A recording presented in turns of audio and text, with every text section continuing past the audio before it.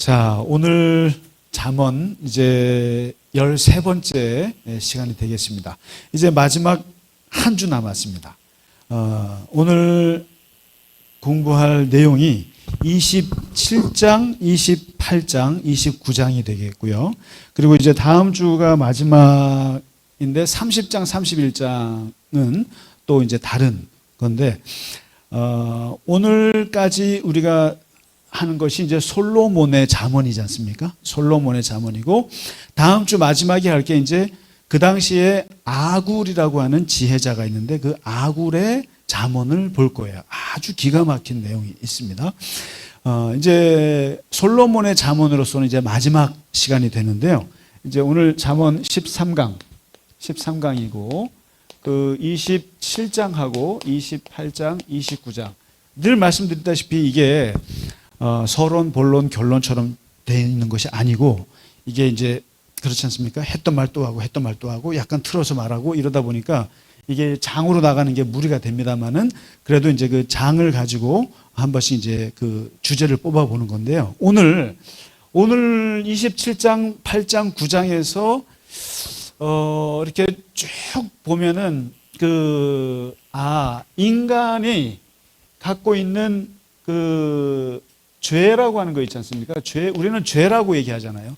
그래서 이것을 특히 이제 죄라고 할 때는 보통 그렇습니다. 이게 내면의 죄와 그 드러난 죄 이렇게 나눌 수가 있죠. 이것을 이제 우리가 sin이라고 하는 표현도 있고 이제 영어로 crime이라고 하는 표현이 있는데, 신이라고 하는 것이 일종의 저거죠. 종교적 죄. 그러니까 하나님하고의 관계를 말하는 거죠. 그래서 우리가 지난주에 하마르티아 말했을 때 관역에서 벗어났다라고 하는 게 하나님이 정해놓은 관역, 하나님과의 관계의 그 목적이 벗어난 것을 신이라. 그래서 당신은 죄인입니다라고 얘기할 때는 그 죄인이라는 말은 무슨 사람을 죽이거나 도둑질하거나 간음을 하거나 실제로 실정법에 걸리는 이 크라임, 범죄하고는 다른 거거든요. 그래서 우리는 죄인이다 그러면은 이 범죄자를 죄인이라고 하는데, 기독교인들은, 종교인들은 죄인이다 그러면은 하나님하고 관계를 깬 것을 죄라고 봐요. 죄라고 해요. 그러니까 당신은 죄인입니다 그러면은 하나님을 믿지 않는 사람들은 기분 나빠하죠. 내가 뭔 죄야? 내가 사기를 쳤어, 사람을 죽였어, 도둑질을 했어, 나 죄인 아니야? 그럴 수 있죠. 그러나 이제 기독교적인 의미에서는 sin, 하나님하고 관계없이 사는 것, 이것이 이제 죄라고 얘기하는데, 사실은 이러한 죄를 낳게 되는 내용들을 보면은 이런 거예요. 이제 오늘 다룰 건데, 자랑, 교만, 그 다음에 분노, 그 다음에 시기, 그 다음에 두려움, 그 다음에 욕심 등등등등 이런 것들이 있단 말이에요. 근데 이제 오늘 다룰 내용들인데, 이게 죄입니까? 죄가 아닙니까? 이게 이런 것들이. 이게 뭐냐면, 죄라고 하는 게 그러면은 어떻게 만들어지나, 죄가 내가 하나님을 떠나게 돼, 하나님을 이렇게 마음에 두기 싫어하고, 그리고 그런 것들이 결국은 다 뭐냐? 감정이라는 거예요. 감정. 굉장히 재밌어요, 이게. 감정이, 자랑이라는 것도 감정이고, 교만, 분노의 감정이죠. 시기, 너무너무 시기의 감정이에요, 이게요. 그 다음에 두려운 감정입니다, 이게. 그 다음에 욕심, 더 갖고 싶어 하는 마음, 감정이거든요. 근데 우리는 흔히들 이성을 잘 다스리면 죄를 안 짓는다고 생각해요. 이성이 중요하다고 생각하는데, 실제로 이성이 셀까요? 감정이 셀까요? 이성하고 감정이 싸우면 누가 이겨요? 권사님들. 예를 들면 이런 거잖아요. 내가 용서해야 돼, 저 사람을. 용서해야 되는 건 이성이에요, 감성이에요? 이성이죠. 그런데 얼굴을 보면 안 돼. 이거는 감정이에요. 다시 말해서 누가 뭐라 그래도 이성은 감정을 이길 수가 없어요. 그래서 어떤 철학자는 감정 수업이라는 책을 쓴 적도 있어요. 중요한 건 감정이라는 거예요. 우리는 뭐 감정을 우습게 생각하는데 감정이 이성을 다스려, 사실은 실질적으로. 그리고 모든 동기들이 다 사람이 뭔가 동기부여가 되고 뭔가 다 감정에서 나온단 말이에요. 그런 면에서 근데 그 죄라고 하는 것도 사실 보면은 이 감정의 컨트롤이 안 되는 부분이에요. 이게 이제 자랑, 교만, 분노, 시기, 두려움, 욕심 이런 것들이 다 결국에는 감정의 세계인데, 보실래요? 우리가 7대 그 죽음에 이르는 죄, 제가 여러 번 말씀드렸잖아요. 1번 타자가 교만이라고 그랬잖아요. 2번 타자가 분노, 3번이 시기. 이게 제일 기독교에서 크게 문제 삼는 죄란 말이에요. 그 다음에 나태가 중간에 하나가 있고, 그 다음에 탐욕, 탐식, 그 다음에 음란, 그러니까 탐색이라고 그러겠죠. 탐색. 이렇게 해서 7가지 죽음에 이르는 죄라고 그러잖아요. 죄라고 표현하지만 알고 보면 다 감정이잖아요. 교만한 마음, 분노의 감정, 시기의 감정, 나태의 이거, 탐욕, 탐식, 이거 다 감정의 문제란 말이죠. 그렇기 때문에 이 죄를 얘기할 때 멀리 있는 것이 아니라 다 결국은 내 감정의 문제, 이것을 어떻게 컨트롤을 못해서 생기는 것들이에요. 다. 그런 면에서 이제 오늘 이 27장, 28장, 29장에서 보면은 자주 등장하는 것이 있어요. 이게 그 하나씩 보시면 첫 번째 너무너무 재밌는데 27장 1절에 너는 내일 일을 자랑하지 마라. 하루 동안에 무슨 일이 일어날지 네가 알 수 없음이라. 첫 번째 주제 자랑이에요. 자랑. 너는 내일 일을 자랑하지 마라. 이 자랑이라고 하는 것이 지금 사실상 자랑하면 크게 2가지예요. 여기서 지금 첫 번째 말하는 것은 내일 일을 자랑하지 말라는 거예요. 내일 일. 그 다음에 또 한 가지 자랑의 범주가 하나 있는데 그게 뭐냐면은 나를 자랑하는 거예요. 나를. 2가지예요. 사실은 자랑할 게. 근데 내일 일은 뭐예요? 내일 일은 난 몰라죠.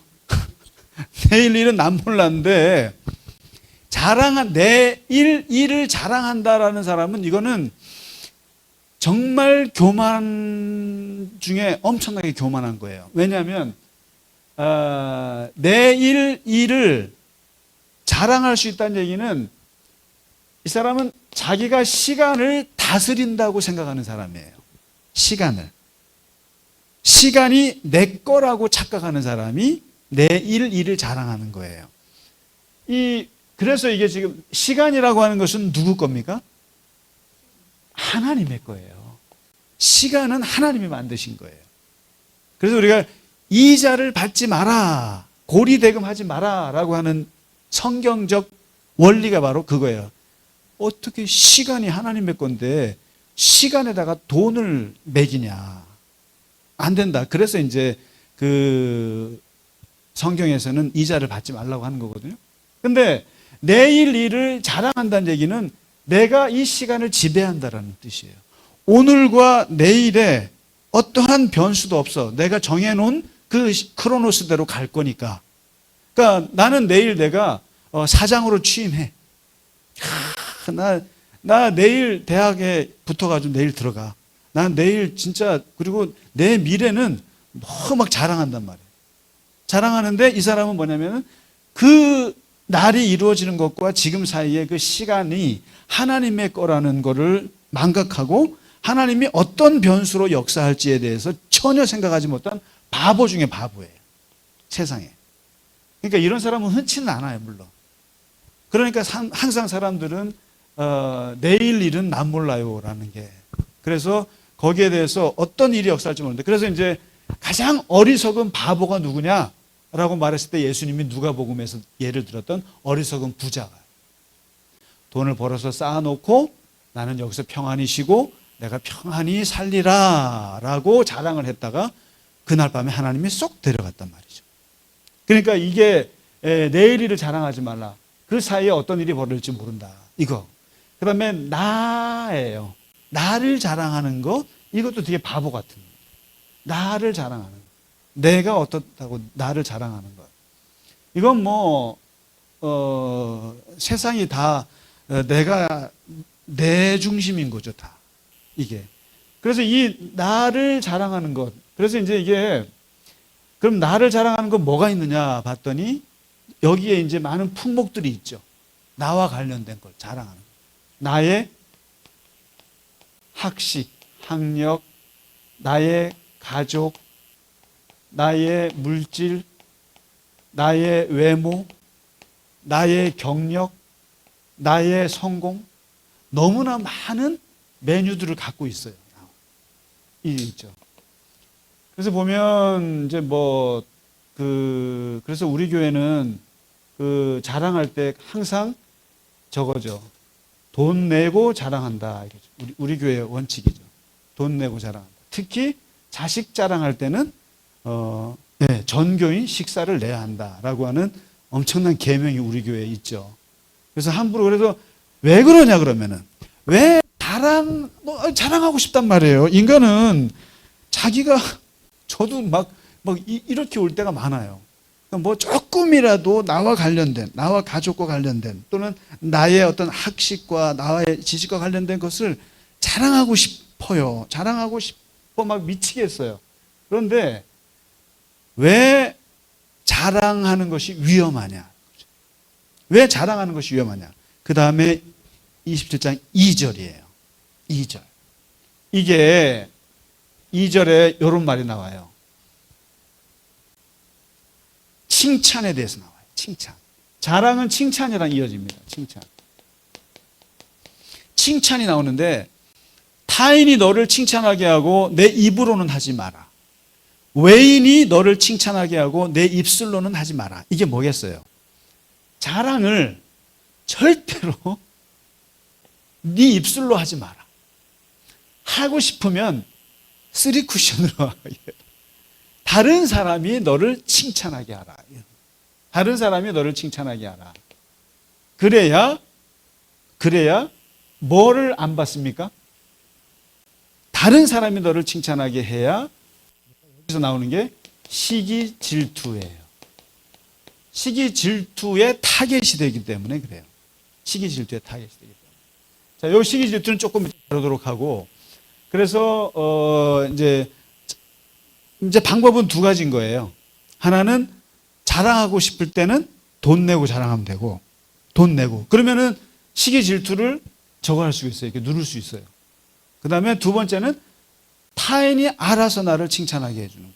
근데 이게 그래요. 타인이 너를 칭찬하게 하고, 이 말은 인위적인 방법을 쓰라는 뜻도 돼요. 어떻게 보면은. 근데 이제 인위적인 것이 아니라 스스로 너가 잘난 것을 다른 사람들이 인정하게끔 해야지. 그러니까 자연스럽게 인정받아야지. 네가 스스로 너를 홍보해가지고 그러면 안 된다. 예. 오늘날 같이 굉장히 홍보 수단이 발달한 오늘 시대는 이것조차도 인위적으로 하려고 하죠, 사실은. 근데 어쨌든 타인이 너를 칭찬해야 된다. 절대로 너가 네 입술로 너를 칭찬하거나 하면 안 된다. 이러면서 27장 21절에 보면은 아주 기가 막힌 말이 나와요. 칭찬에 대해서. 이 칭찬이라는 말이 나오는데 참 어려운 부분인데, 도가니로는 은을 단련하고 풀무불에서는 금을 단련하는데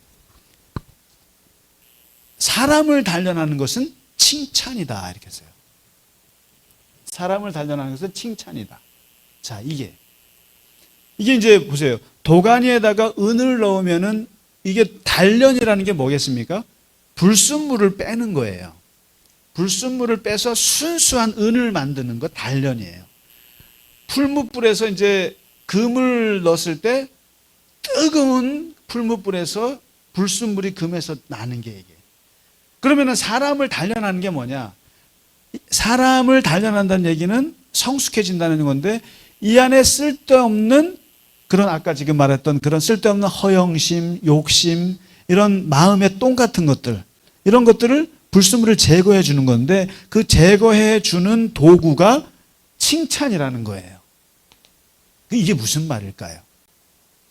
이 칭찬이 좋은 거겠습니까? 나쁜 거겠습니까? 그렇죠. 두 가지 다 있어요. 이 성경이, 이게 굉장히 어려운 난해 구절이에요. 칭찬으로 사람을 단련한다? 이게 그 무슨 의미일까? 그러면은 칭찬은 뭐도 춤추게 합니까? 고래도 춤추게 한다잖아요. 칭찬은 좋은 거잖아요. 좋은 건데 성경에서는 이 칭찬을 부정적인 것과 긍정적인 것 두 가지 다 갖고 있어요, 지금요. 이게 뭐냐면, 먼저 부정적인 의미에서 칭찬이 뭐냐는 거예요. 부정적인 의미에서 칭찬이 뭐냐? 사람들에게서 칭찬을 받을 때 조심하라고 하잖아요. 이게 일종의 칭찬하고 아부하고 구별이 되세요? 칭찬하고 아부하고 아첨이랑 구별이 됩니까? 돼요? 어떻게 분별하세요? 예? 칭찬은 뭐, 아첨은 뭐 굉장히 아첨은 보여요? 글쎄요, 저는 안 보인다고 생각하는데 잘. 어쨌든 칭찬과 아부가 잘 구별이 안 되는 거예요, 사실상. 이렇게 하면은 칭찬이고 이렇게 하면 아부예요, 사실은. 그게 거기 비슷해요. 근데 왜 칭찬을 조심하라고 하냐면은, 칭찬을 들으면서 자칫 잘못하면은 착각에 빠질 수 있어요. 자기 착각에 이를 수 있고, 이게 조금 더 나가면은 교만에 이를 수 있어요. 칭찬이라고 하는 것이. 그래서 아랫사람이 윗사람을 칭찬하는 걸 아부라 그러겠구나, 참. 아랫사람이 윗사람한테 하는 칭찬을.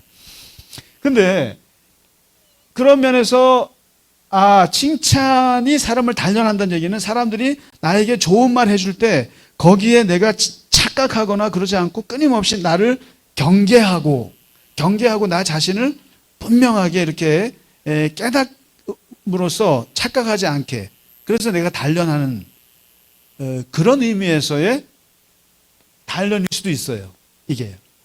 그러니까 칭찬 들을 때 조심하라 이거죠. 칭찬을, 남들이 너에게 좋은 말 하는 걸 조심하라라는 의미도 있고, 반면에 아주 긍정적인 의미에서 칭찬은 사람에게 용기를 줘요. 엄청난 힘을 줄 수 있어요, 칭찬은요. 실제로 칭찬은 고래를 춤추게 해요. 그리고 잘한다. 이거 잘한다라고 하는 말이 얼마나 좋은 말인지 몰라요, 이게. 그래서 사람이, 약해졌던 사람이 칭찬을 들으면서 용기 100배 할 수 있어요. 그래서 유명한 일화가 있잖아요. 링컨 대통령이 죽었을 때, 암살을 당했을 때, 그 링컨의 유품에서 나온 게 손수건, 안경집, 그리고 주머니 칼, 그리고 $5짜리 지갑, 그리고 하나 더 있었어요. 그게 뭐였냐면은, 그게 링컨을 칭찬해 준 신문 기사 스크랩이라. 그러니까 이게 뭐예요? 그러니까 링컨 대통령이 대학도 못 나왔잖아요. 그리고 몇 번을 떨어졌어요. 그리고 그 시대에 노예 문화가 팽배한 그 아메리카 역사 그 상황에서 노예를 해방시켜야 한다고 하는 이 정치 철학이 얼마나 어려웠겠어요. 그 시대를 뚫고 나가야 되잖아요. 뚫고 나가야 되는데, 그러니까 얼마나 많은 사람들이 링컨을 욕하고 그랬겠어요. 여러분, 이게 이 정치인들, 시대 예언자들은 힘든 거예요. 그런데 그 링컨이 끝까지 품에 갖고 있었던 것이 뭐냐면, 그래도 자기를 칭찬해 준 기사들, 그거를 모아놨다는 거예요. 그거를 모아놓고 그거를 틈틈이 보면서, 그래, 보세요, 이게 얼마나 큰 힘이 되겠어요. 그리고 그 노예 해방시키는 데 있어서 얼마나 많은 그 편견과 반대를 무릅쓰고 뚫고 나가는데 그 힘이 어디서 왔겠느냐는 거예요. 당신 잘하고 있는 거야. 링컨 역사의 최초의 노예 제도를 하는 거야. 이런 기사들을 자기는 품에 묻고 내가 이거 갖고 뚫고 나가는 거란 말이죠. 그러니까 사람이 어떤 힘을 나가는 데 있어서 단련하는 데 있어서 칭찬만큼 좋은 게 없다. 괜찮아, 너 잘하고 있어. 사실요, 그런 의미에서 저도 보면 제가 왜 그나마 목사를 하고 있느냐, 그래도 칭찬 들은 게 있어서 그런 거예요. 근데 만일에요, 누군가가 계속 너 못해 해보세요. 설교도 못해, 뭐도 못해. 죽어요, 사람. 미치고. 근데 그나마 사람들이 너는 뭐 다른 건 못해도 그래도 뭐는 하잖아. 그래도 당신은 그래도 뭐 못해도 그래도 저기 성실하잖아. 이런 말, 칭찬 들은 거, 그런 걸로 단련이 되는 거거든요, 이게. 그래서 여기잖아요. 칭찬으로 사람을 단련하느니라. 기가 막힙니다. 자, 근데 이 칭찬은 외부로부터 들어야 된다. 근데 이제 이런 것도 있어요. 물론 자랑은 아니지만 자기 자신을 칭찬할 필요도 있다고 봐요. 자기 자신을 끊임없이. 남이 칭찬 안 해주면 내가 나를 칭찬해 줘야죠.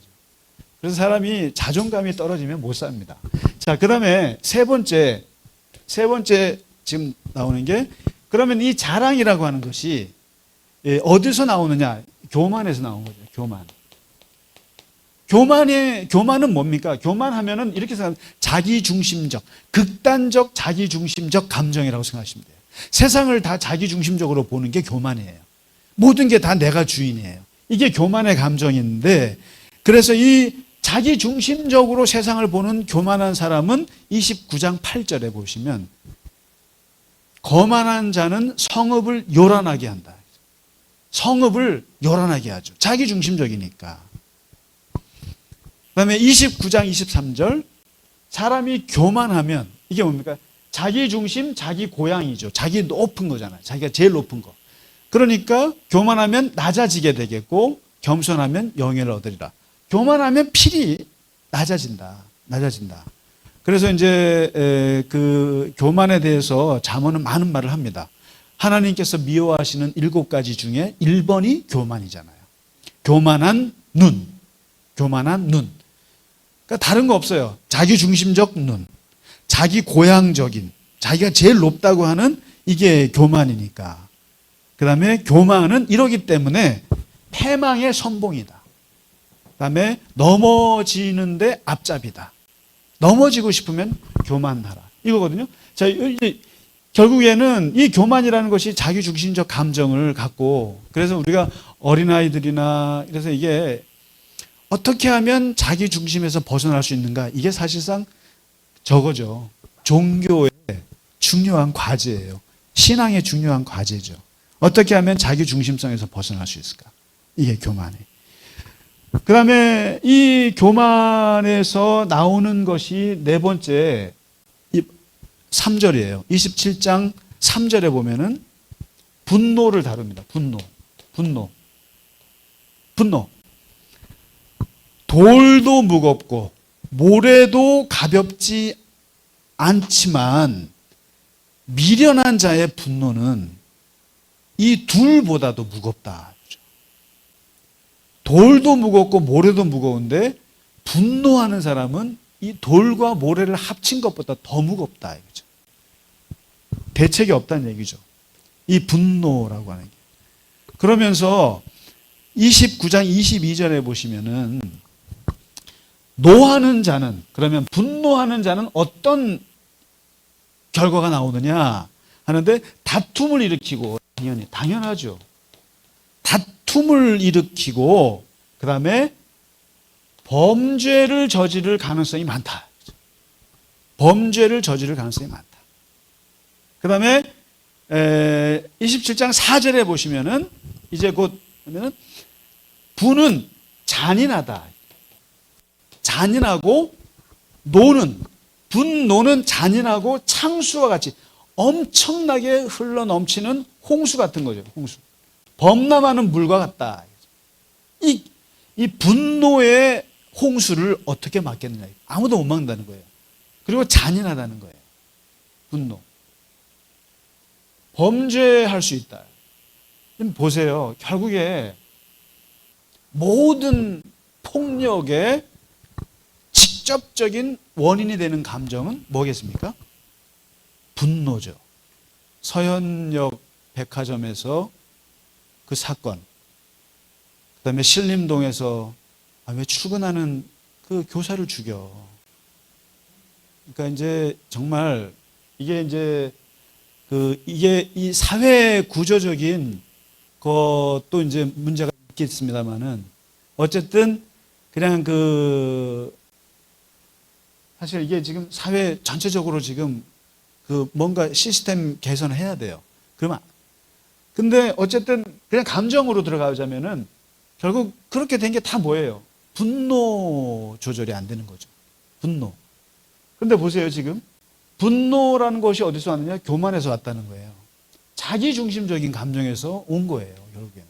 자기를 높여야 되는데 높여지지가 않는 거예요. 그러니까 분노가 생기는 거예요. 지금 이제 우리가 은둔형 젊은이들이라는 거예요. 그러니까, 이게 이제 게임도 문제예요. 게임도 문제고 여러 가지가 문제이겠습니다만은 결국에는 사람이 사람을 사회적 동물인데 사람과 사람과 서로 대화하지 않는 게 큰 문제라고 봐요. 뭔가 그 공동체가 없다는 게. 그러니까 사회는 있는데 공동체가 없는 거예요. 그래서 저는 교회 공동체라고 하는 거, 어떤 산악 공동체 이렇게 해서 서로가 얼굴을 보고 조금이라도 이런 것이 돼야 되는 건데 이것이 없다 보니까 생각해 보세요. 혼자 맨날 집안에서 인터넷만 한다고 생각해 보세요. 거기서 이제 자기는 자기 중심인데 자기 중심 누가 자기를 알아봐줘. 나는 나 중심적이고 싶지만 누가 나를 알아봐 주냐고요. 안 알아봐 주죠.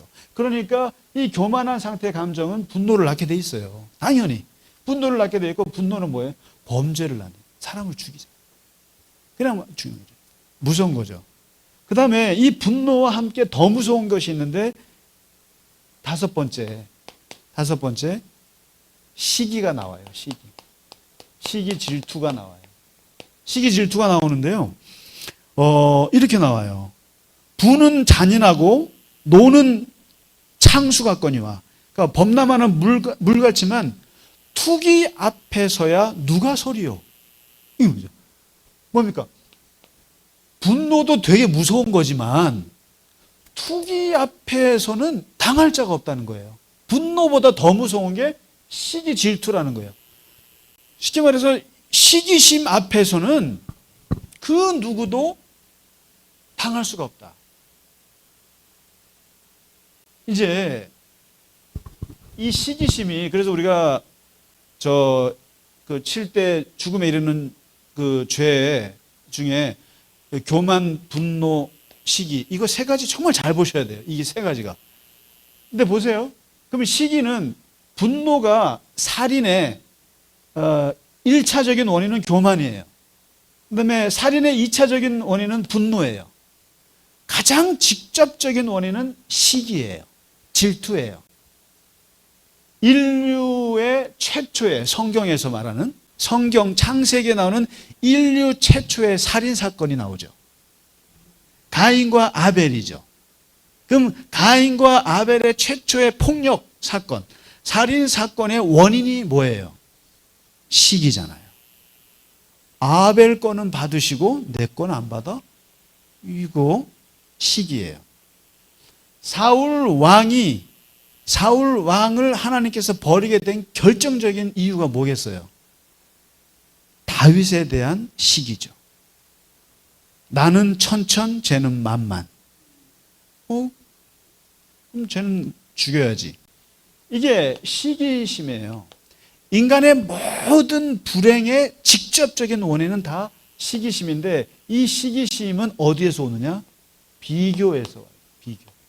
비교에서. 정말 비교하면 안 돼요. 특히 우리나라 사람들이 세계에서 행복 지수가 제일 낮다고 하는 이유가 그게 바로 비교의식이에요. 남이 차를 사면 나도 사야 돼. 남이 뭐 집을 사면 나도 사야 되고. 그래서 오늘 아침에 이렇게 무슨 TV 잠깐 보다 보니까 또 우리나라랑 비슷한 북유럽의 가장 행복한 나라가 이제 있는데 그 핀란드래요. 그래서 그 핀란드의 어떤 그 우리나라에서 20년 살고 있는 핀란드 청년이 나와서 얘기를 해주는데 잠깐 봤어요, 제가. 근데 그 핀란드 청년이 뭐라고 하냐면은 자기가 한국 와서 정말 이상하게 생각되는 문화 중에 하나가 바로 비교 문화라는 거예요. 비교 문화. 필리핀 아니지. 핀란드 사람들은 핀란드 남자에게 가장 행복에 필요한 것은 저거래요. 사우나, 그다음에 TV, 그다음에 뭐 하나 있던데. 세 가지만 있으면은 만사 행복이라는 거예요. 근데 이게 그러니까 이 핀란드 사람들은 바로 그거예요. 이 서구 사람들이 그래서 철학을 공부하고 인문학을 공부하면서 자존감이 높은 이유가 뭐냐면 너는 너고 나는 나다라는 거예요. 너는 너의 삶이 있고 나는 나의 삶이 있고 나는 내가 중요해. 나는 내 스타일대로 살아. 그럼 자존감이 얼마나 높으면 그 사람들은 그냥 내가 옷을 대충 입고 그다음에 집 월세 살고 뭐 살아도 전혀 내가 행복하면 그만이야. 근데 우리나라 사람들은 이상하게 다 아파트라서 그런가? 다 규격화돼 있어요. 부자는 최소한 사람이 행복하려면 뭐 어디까지 나와야 돼? 뭐 가져야 돼? 이렇게. 근데 그러지 않아도 되는데 바로 여기서 핀란드 사람이 느꼈던 게 한국 사람 너무 비교한다. 근데 바로 이 비교라는 게 왜 나쁘냐면 이게 시기심으로 가요. 남이 뭐 가지면 못 봐주는 거예요. 못 봐줘요. 그러니까 시기심으로 가고 질투가 나고 분노가 나고 사람 죽이는 거예요. 왜 우리 사회가 그렇게 서현역에서 젊은 사람들이 지나가다 묻지마 폭행을 하냐는 거예요. 결국에는 이 비교, 쓸데없는 비교에서 온다. 너무 가슴이 아파요, 저는 이게. 너무너무 가슴이 아파요. 정말 가슴이 아픈 일인데 아무튼 지금 이 마지막 솔로몬의 잠언 부분에서 이걸 지금 다루고 있으면서 이 결국 그래. 자랑하지 마라. 자랑하지 마라. 이건 결국은 교만인 거예요. 교만인 거고 교만은 분노를 낳게 돼 있고 분노는 시기. 이 시기가 결국 사람을 죽이는 거고 비교의식에서. 그러면서 여기서 조금 더 하나씩 다루는 게 뭐냐면은 요거예요. 29장 20 조급함. 이제 이게 보면 굉장히 나쁜 것 중에 지금 자랑, 분노, 교만, 시기 나오잖아요. 네 가지. 나오면 그 밑에 별도로 조급함을 얘기해요. 조급함. 구체적으로 29장 20절. 네가 말이 조급한 사람을 보느냐? 그보다 미련한 자에게 오히려 희망이 있다. 뭐예요? 조급한 사람은 제일 미련하다는 뜻이에요. 희망이 없어요. 너무 찔렸어요, 제가. 조급함. 참지를 못해. 그래서 여러분 그 옛날에 마시멜로 실험이라고 아실 거예요. 이건 뭐 60년, 70년을 연구한 그 미국의 그 연구 결과인데 어렸을 때 마시멜로를 놓고 기다려라고 했을 때 기다리지 못하고 빨리 먹은 애들, 그다음에 끝까지 기다렸다가 시간 됐을 때 먹는 애들을 이렇게 분류해서 인생을 추적을 해봤대잖아요.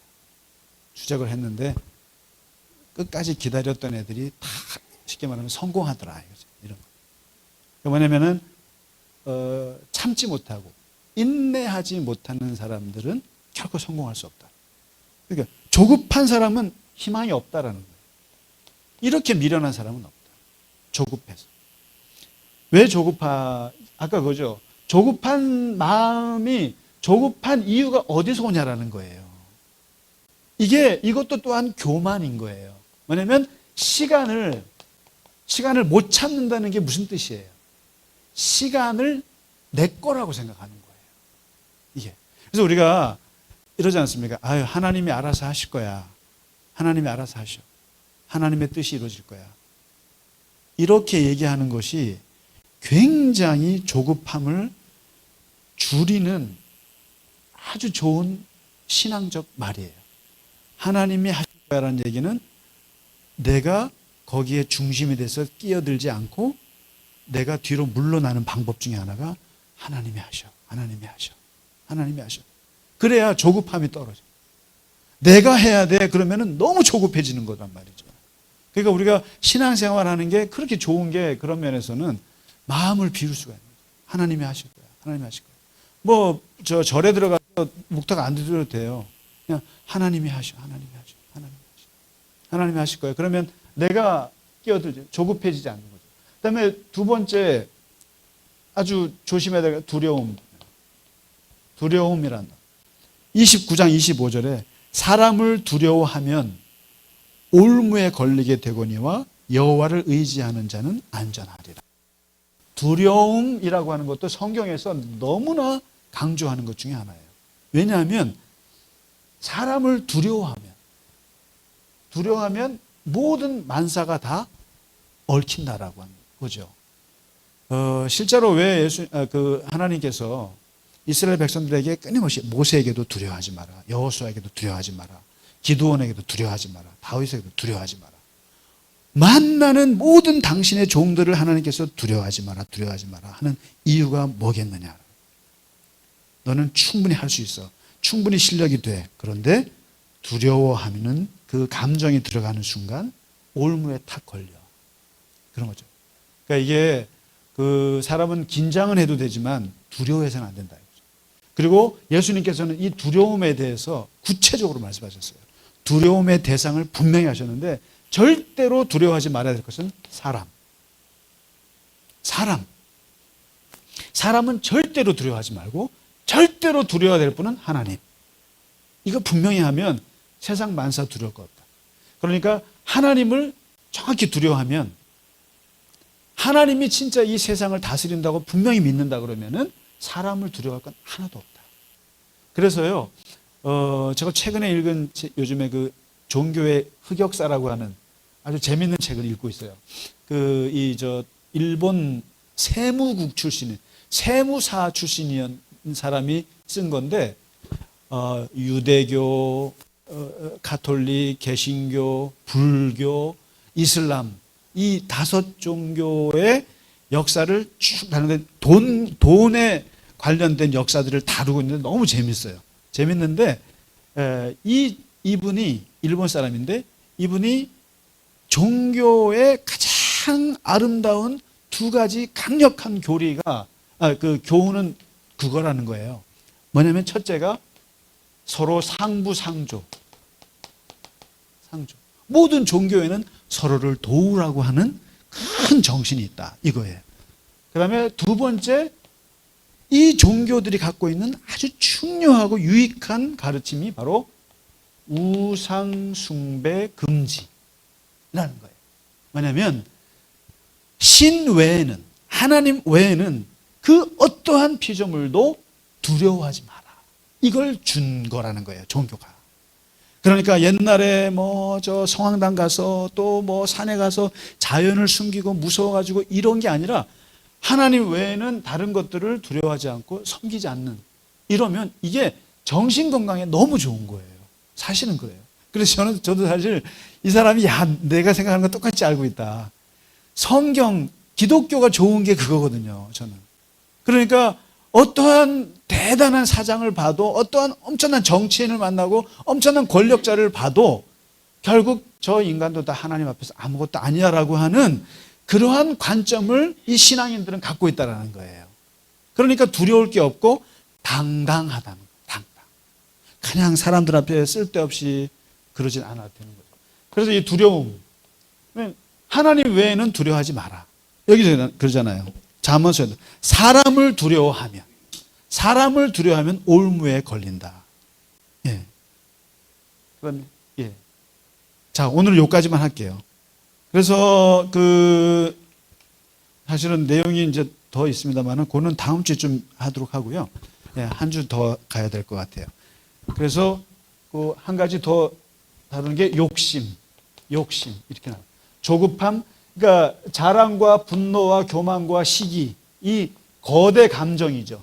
아주 나쁜 감정 밑에 조급함을 조심하고 두려움을 조심하고 욕심. 욕심이 많은 다툼을 일으키게 된다.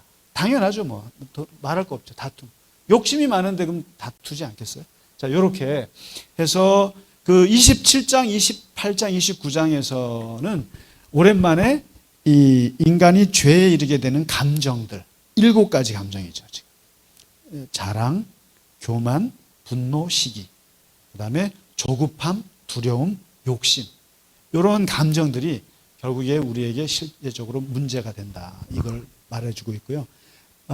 다음 주는 다시 한번 다음 주에 그 가난한 자에 대한 얘기도 굉장히 많이 나오고 악인과 의인에 대해서 아주 재밌게 나오는 게 있는데 그 다음 주에 다루도록 한 주 더 해야 될 것 같습니다. 네, 오늘 공부하시느라 고생 많으셨습니다. 감사합니다. 감사합니다.